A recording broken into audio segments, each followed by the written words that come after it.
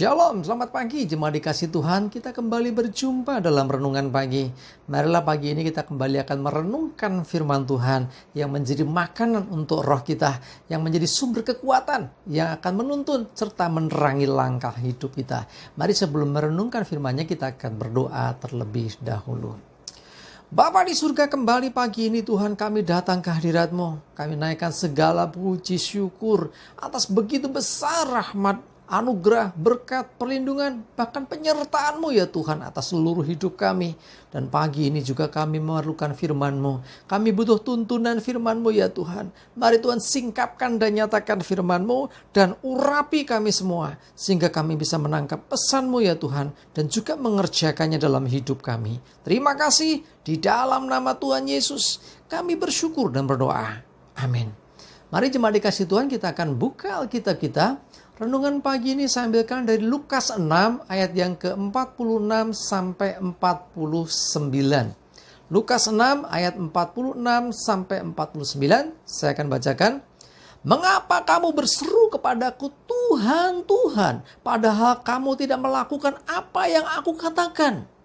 Setiap orang yang datang kepadaku dan mendengarkan perkataanku serta melakukannya, aku akan menyatakan kepadamu dengan siapa ia dapat disamakan. Ia sama dengan seorang yang mendirikan rumah.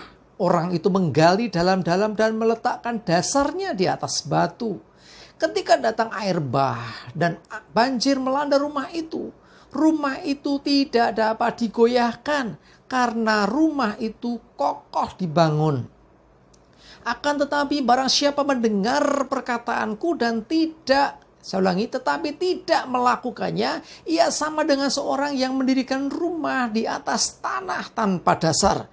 Ketika banjir melandanya, rumah itu segera rubuh dan hebatlah kerusakannya. Jemaat dikasih Tuhan, sering kita mendengar orang berseru, Tuhan, Tuhan. Tetapi Tuhan tidak menjawab seruannya. Kita tahu firman Tuhan mengatakan, berserulah kepadaku, aku akan menjawab engkau. Tetapi kenapa? Kok Tuhan tidak menjawab? Kok Tuhan tidak mempedulikan? Kesannya seperti itu. Ya, karena apa? Perhatikan ini. Mengapa kamu berseru kepadaku Tuhan, Tuhan, padahal kamu tidak melakukan apa yang aku katakan?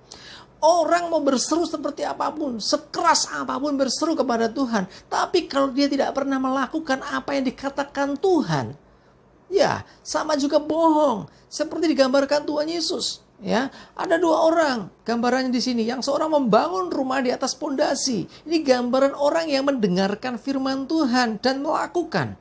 Ya, pondasinya itu bermula dari tanah digali, dikasih batu dan seterusnya. Lalu dibangun kokoh, kena banjir, kena badai, dia tetap berdiri teguh. Yang satunya lagi dengar firman juga, tapi tidak melakukan.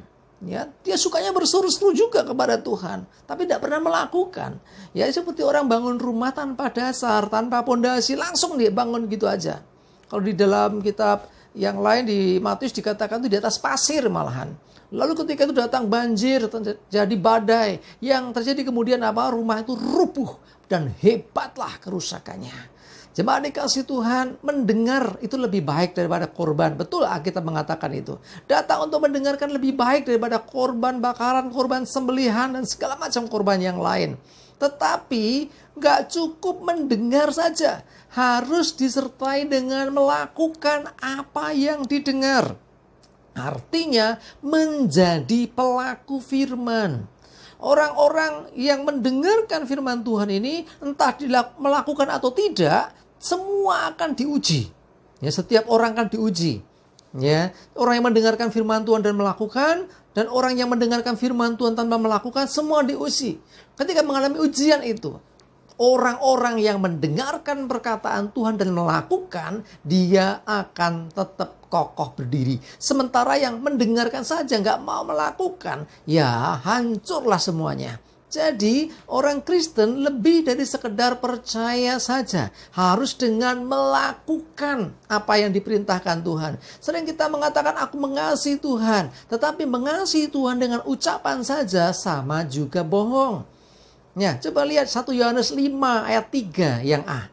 Ya, 1 Yohanes 5 ayat 3 bagian A dikatakan, sebab inilah kasih kepada Allah, yaitu Dikatakan apa? Bahwa kita menuruti perintahnya. Ya, jadi kalau mengatakan mengasihi Tuhan, harus menuruti perintah-perintahnya.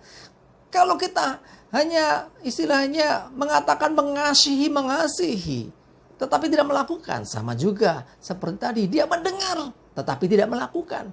Jadi intinya adalah perlu tindakan, perlu perbuatan untuk menyatakan kasih.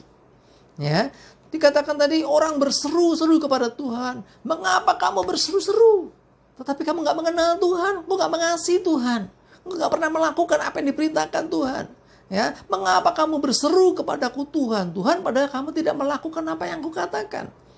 Orang mau berseru seperti apapun kalau gak pernah mendengarkan. Ya, istilah mendengarkan itu lebih dari sekedar mendengar. Ya, memperhatikan, nek Jawa ning gatekke. Ya, lebih daripada itu, pengertian gatekke itu sebetulnya tidak hanya sampai mendengar, tapi melakukan. Makanya ketika anak dikasih tahu orang tua, dia nggak nurut orang tua, seringkali bilangnya apa? Dikandani wong tua orang gatekke ya ngono kuwi. Misalnya gitu ya. Misalnya hujan terus anak kecil ya, anak-anak hujan terus dia nekat berhujan-hujan, pada orang tua udah bilang, nanti kalau hujan jangan main hujan-hujanan ya, misalnya gitu. Terus orang tuanya pergi, tiba-tiba hujan terus, anaknya main hujan-hujanan basah kuyup. Habis selesai hujan, ya akhirnya malamnya demam, panas badannya. Lalu apa yang terjadi kemudian? Orang tua bilangnya ke anak, makanya nduk, dikasih tahu orang tua, didengarkan. Ya, dikandani, digatekke. Ya, maksudnya bukan hanya didengarkan, yang dimaksud orang tua itu, kalau kamu ya dikasih tahu, dinasihati itu dilakukan. Ya, jawabannya kan tidak harus dilakukan gitu kan. Tidak harus bilang dilakukan, tetapi apa? Makanya dengerin apa yang dibilang oleh papa. Dengerin apa yang dikatakan oleh orang tua, gitu kan?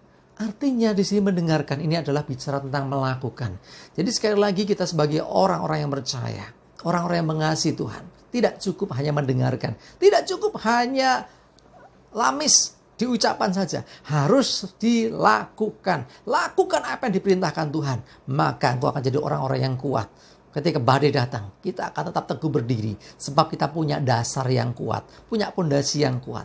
Karena itu jangan cukup sampai mendengar saja, tapi harus melakukan apa yang diperintahkan Tuhan. Supaya iman kita tidak tergoyahkan. Kalau kita orang-orang yang mendengarkan firman Tuhan, juga melakukannya dalam kehidupan kita, badai sebesar apapun, kita akan tetap kokoh berdiri. Sebab kita punya pondasi yang kuat di dalam Kristus Yesus Tuhan. Kalau engkau mengasihi Tuhan, sekarang waktunya kita menyatakan kasih juga dengan perbuatan, bukan ucapan saja. Amin, kita berdoa.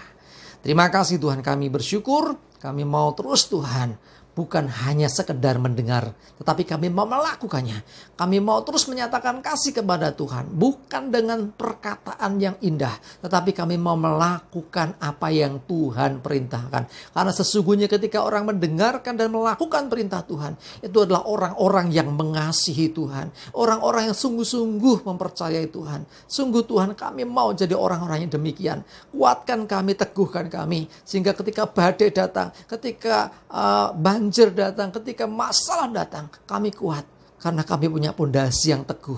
Kuatkan, teguhkan kami. Dan mampukan kami jadi pelaku-pelaku firman-Mu Tuhan. Bukan hanya kami dengar, tapi juga kami lakukan. Terima kasih. Kami serahkan hari ini hidup kami dalam pimpinan-Mu ya Tuhan. Jauhkan celaka mara bahaya. Dalam damai sejahtera dan berkat Tuhan menyertai kami. Dalam nama Yesus kami berdoa.